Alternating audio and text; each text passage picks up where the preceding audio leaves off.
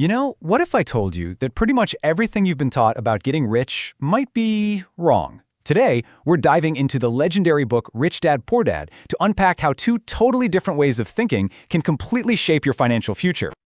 We always hear that a bigger paycheck is the key, right? More money solves everything. But what if that's not the real story? This whole explainer boils down to one huge question.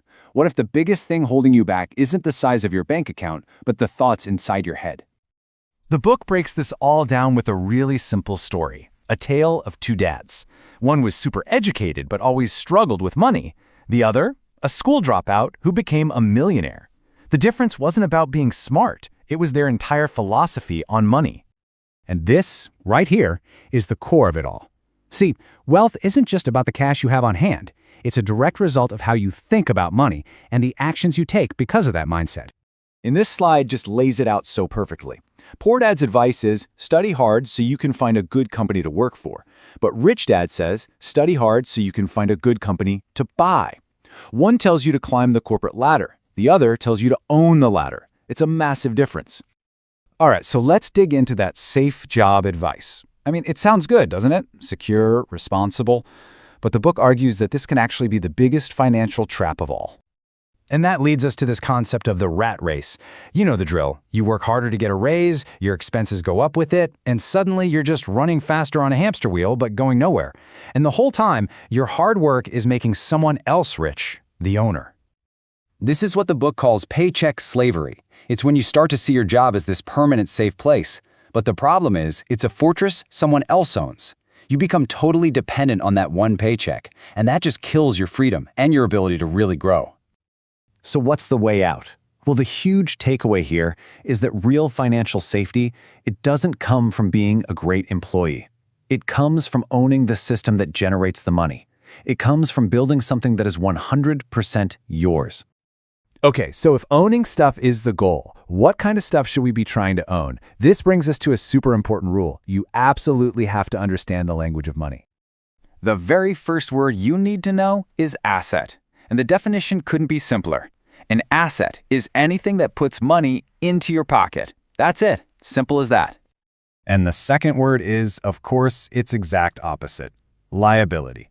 A liability is anything that takes money out of your pocket. It's cash flowing away from you. Honestly, understanding this one difference is the whole game. Check this out. It's a perfect example. A house isn't automatically an asset. For the owner who's collecting rent checks, it's an amazing asset, putting cash in his pocket every single month. But for the person paying that rent, it's a liability, taking cash out of their pocket. Same building, totally different financial realities.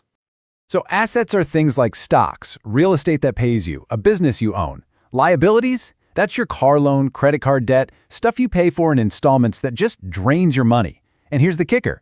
The rich spend their lives buying assets. The poor and middle class spend their lives buying liabilities they think are assets. Okay, and this is where it all starts to click.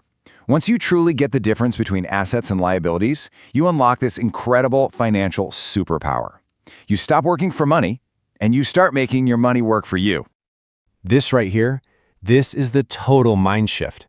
Instead of just trading your time for a paycheck, you use your money to buy or build things that make more money all on their own.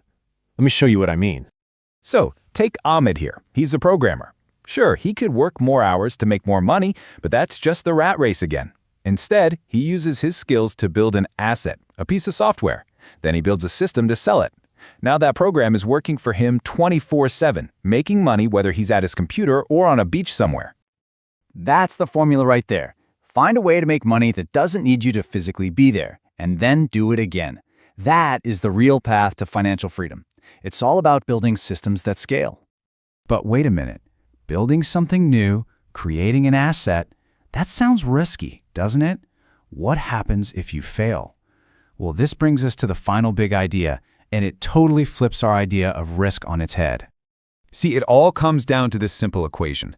Just being smart about money isn't enough. You have to combine that intelligence with courage. You got to have the guts to act on what you know, even when it feels scary.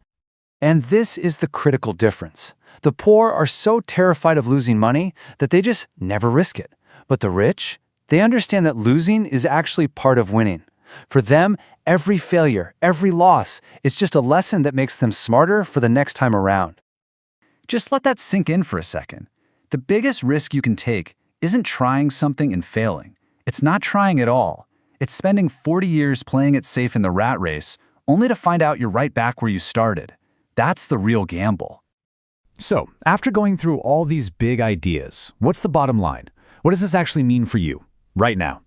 It all comes back to this one thing.